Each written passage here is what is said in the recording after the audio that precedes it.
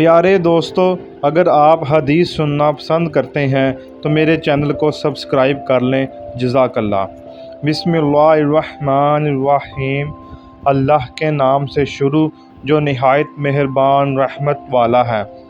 حضرت ابو ذر رضی اللہ عنہ سے مروی ہے کہ ہمیں نبی کریم صلی اللہ علیہ وآلہ وسلم نے حدیث قدسی بیان کی کہ اللہ تبارک و تعالیٰ نے بیان فرمایا، نیکی کا اجر 10 گنا ہے یا میں زیادہ بھی کر سکتا ہوں، اور گناہ ایک ہی ہے یا میں اسے بھی بخش دوں۔ اگر تم زمین بھر کے گناہ لے کر مجھ سے اس حال میں ملو کہ تم نے شرک نہ کیا ہو تو میں بھی زمین بھر مغفرت لے کر تم سے ملوں گا۔ ہانی بن یزید سے مروی ہے کہ میں نے کہا، اے اللہ کے رسول صلی اللہ علیہ وآلہ وسلم، مجھے کسی ایسے عمل کی رہنمائی کیجیے جو مجھے جنت میں داخل کر دے۔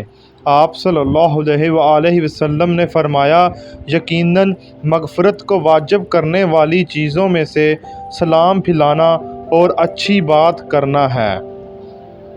حضرت ابو موسیٰ اشعری رضی اللہ تعالیٰ عنہ سے مرفوعاً مروی ہے کہ 3 آدمی ایسے ہیں جنہیں 2 گنا اجر دیا جائے گا۔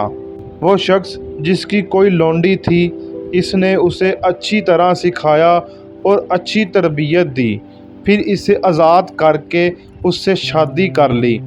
دوسرا وہ غلام جس نے اپنے رب اور اپنے مالکوں کا حق ادا کیا، اور وہ شخص جو اپنی کتاب اور محمد صلی اللہ علیہ وآلہ وسلم پر ایمان لایا۔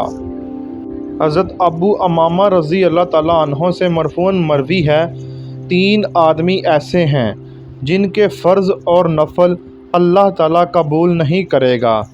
نمبر 1، والدین کا نافرمان، دوسرا احسان جتانے والا، اور تیسرا تقدیر کو جھٹلانے والا۔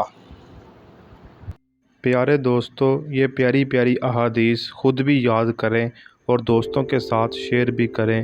اللہ پاک ہمیں ان احادیث پر عمل کی توفیق عطا فرمائے۔ جزاک اللہ۔ شکریہ۔